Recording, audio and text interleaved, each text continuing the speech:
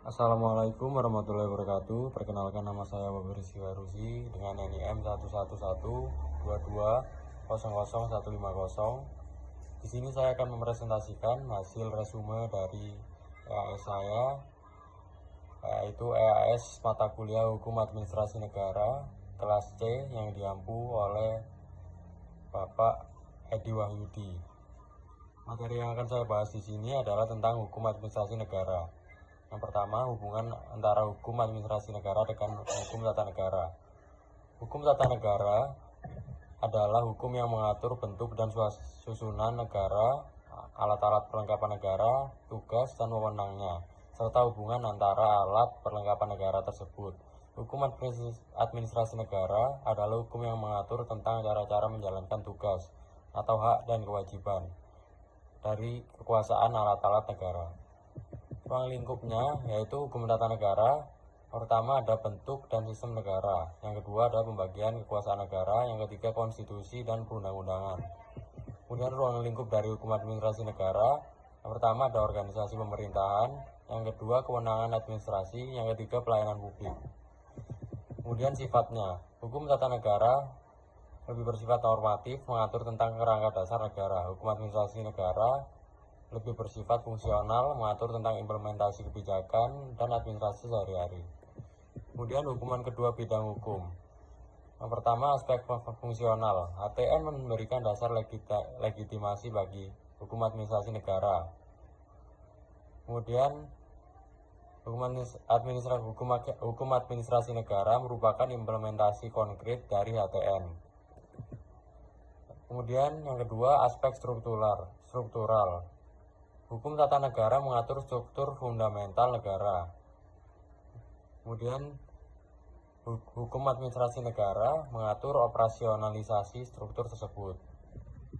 Kemudian karakteristik hubungan. Yang pertama sifat saling bergantung. Hukum tata negara membutuhkan hukum administrasi negara untuk implementasi. Kemudian hubungan dari kedua bidang hukum tersebut. Yang pertama aspek fungsional. Hukum tata negara memberikan dasar legitimasi bagi hukum administrasi negara. Hukum administrasi negara merupakan implementasi konkret dari hukum tata negara. Yang kedua aspek struktural. Hukum tata negara mengatur struktur fundamental negara. Kemudian hukum administrasi negara mengatur operasionalisasi struktur tersebut. Kemudian karakteristik hubungan. Yang pertama, sifat saling bergantung. Hukum tata negara membutuhkan HAN untuk implementasi, sedangkan hukum administrasi negara membutuhkan hukum tata negara sebagai dasar legitimasi. Kemudian sifat hierarkis. Hukum tata negara berada pada tataran konstitusi. Kemudian sifat hierarkis. Hukum tata negara berada pada tataran konstitusional, jika hukum administrasi negara berada pada tataran operasional. Yang ketiga, sifat komplementer,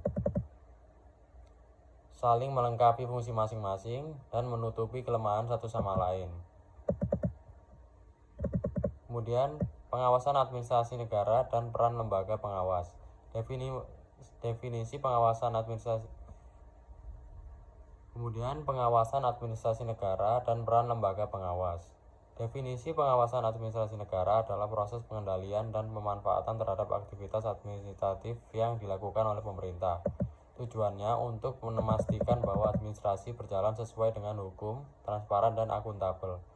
Fungsi dari pengawasan adalah mengidentifikasi penyimpangan, menjaga integritas administrasi dan meningkatkan efisiensi. Kemudian jenis pengawasan dalam administrasi negara. Yang pertama ada pengawasan internal, dilakukan oleh lembaga atau pejabat pemerintah di dalam struktur administrasi negara. Contohnya seperti Inspektorat Jenderal di Kementerian dan Biro Pengawasan Internal di lembaga pemerintah. Kemudian pengawas eksternal dilakukan oleh lembaga independen atau pihak luar untuk memastikan kejujuran dan integritas proses administrasi.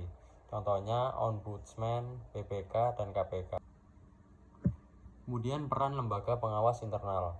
Yang pertama ada Inspektorat Jenderal. tugasnya melakukan pengawasan terhadap pelaksanaan kebijakan pemerintahan. Fokusnya menjaga kepatuhan terhadap aturan internal, mencegah dan mendeteksi korupsi dan penyimpangan anggaran.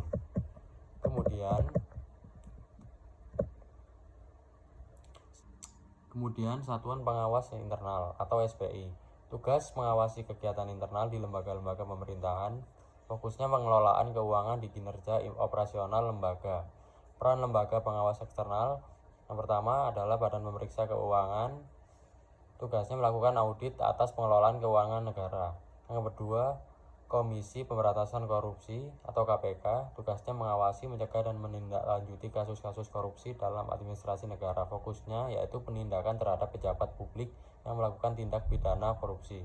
Yang ketiga, Ombudsman Republik Indonesia, tugas menerima dan menindaklanjuti laporan masyarakat terkait maladministrasi dan fokusnya adalah mencegah penyalahgunaan wewenang dan ketidakadilan dalam pelayanan publik. Kemudian langkah-langkah pengawasannya. Yang pertama, perencanaan, yaitu menyusun rencana dan program pengawasan berdasarkan area yang dianggap rentan. Yang kedua, pelaksanaan, mengumpulkan data dan melakukan pemeriksaan terhadap proses administrasi. Yang ketiga, evaluasi, menganalisis hasil pengawasan untuk menemukan penyimpangan. Yang keempat, pelaporan, menyusun laporan hasil pengawasan dengan rekomendasi perbaikan.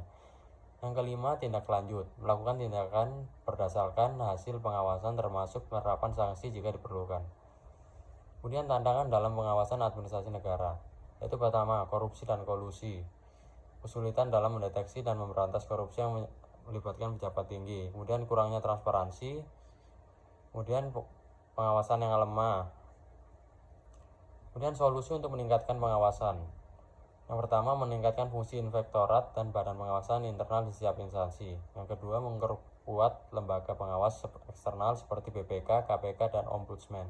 Kemudian menerapkan sistem tracking untuk memantau proses administrasi. Kemudian selanjutnya, penyelesaian sengketa administrasi negara. Sengketa administrasi negara adalah perselisihan yang timbul antara pemerintah dengan warga negara atau badan hukum perdata akibat dikeluarkannya keputusan tata usaha negara KTUN atau tindakan administrasi pemerintah yang dianggap merugikan. Karakteristik dari sengketa administrasi, yang pertama, libatkan minimal dua pihak, kemudian berkaitan dengan keputusan atau tindakan pemerintah, yang ketiga ada kepentingan yang dirugikan, yang keempat membutuhkan penyelesaian hukum.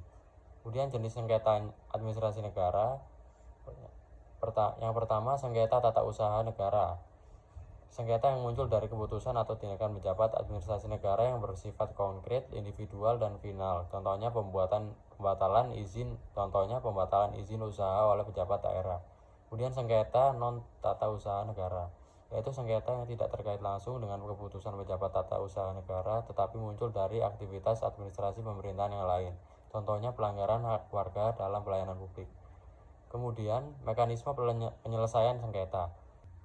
Yang pertama, upaya administratif, pengajuan keberatan kepada pejabat yang mengeluarkan keputusan banding administratif.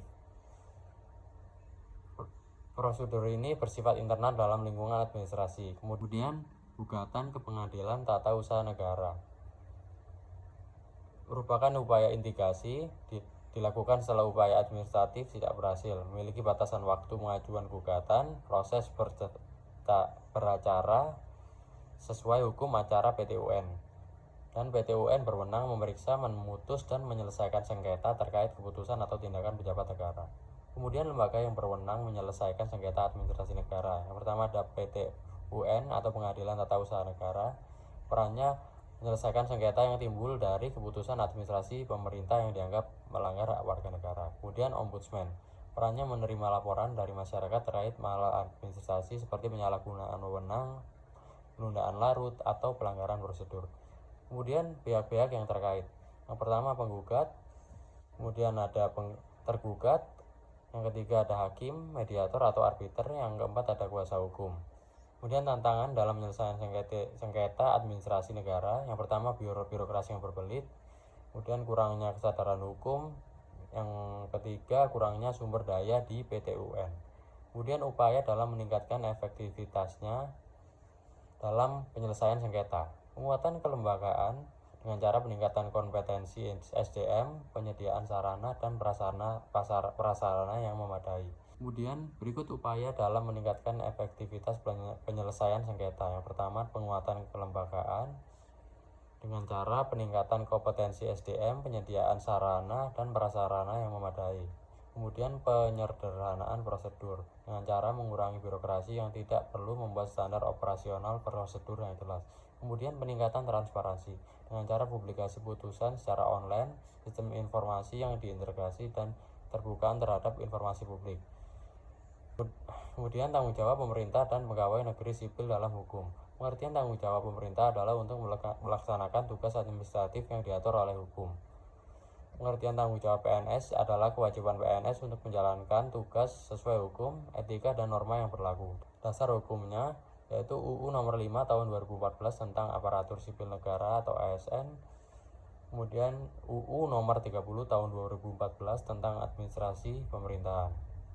Kemudian jenis tanggung jawab pemerintah. Tanggung jawab hukum yaitu melaksanakan hukum dalam keputusan administratif. Kemudian tanggung jawab moral dan etis, bertindak sesuai standar moral dan etika. Kemudian tanggung jawab finansial, pengelolaan keuangan negara yang transparan dan efisien. Kemudian jenis tanggung jawab PNS, tanggung jawab administratif, memenuhi aturan dalam pelaksanaan tugas. Tanggung jawab disiplin, melaksanakan tugas dengan disiplin sesuai dengan peraturan. Kemudian tanggung jawab pidana, tunduk pada hukum pidana jika melakukan pelanggaran seperti korupsi. Prinsip-prinsip tanggung jawab pemerintah dan PNS. Pertama, prinsip legalitas, tindakan pemerintah harus berdasarkan hukum. Yang kedua, prinsip akuntabilitas, setiap tindakan harus dapat dipertanggungjawabkan. Yang ketiga, prinsip transparansi, tindakan harus terbuka dan dapat diaudit. Kemudian mekanisme dari pengawasan tanggung jawab pemerintah. Yang pertama, pengawasan internal dilakukan oleh unit pengawasan internal seperti Inspektorat Jenderal. Kemudian pengawasan eksternal dilakukan oleh lembaga independen seperti BPK dan KPK. Kemudian mekanisme pengawasan tanggung jawab PNS. Pengawasan internal dilakukan oleh Inspektorat Pengawasan Internal.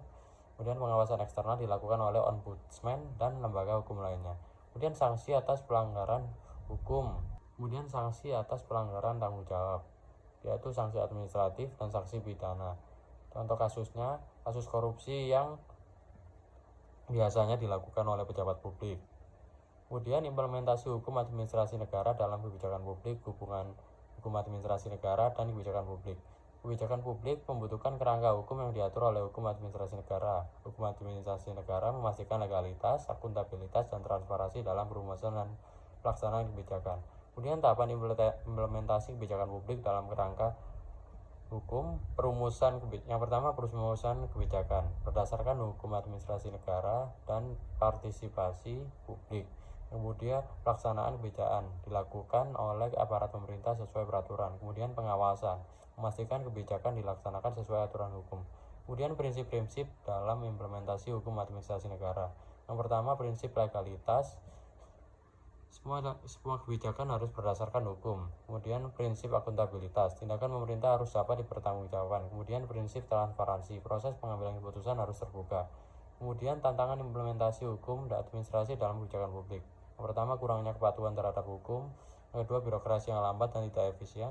Kemudian keterbatasan sumber daya manusia dan finansial. Kemudian upaya dalam meningkatkan implementasi, yaitu yang pertama penguatan regulasi, yang kedua pelatihan bagi aparatur pemerintah, yang ketiga peningkatan pengawasan oleh lembaga terkait. Contoh implementasi kebijakan publiknya yaitu kebijakan ekonomi, penyaluran bantuan sosial yang diatur oleh peraturan pemerintah. Sekian presentasi dari saya Ari. Wassalamualaikum warahmatullahi wabarakatuh.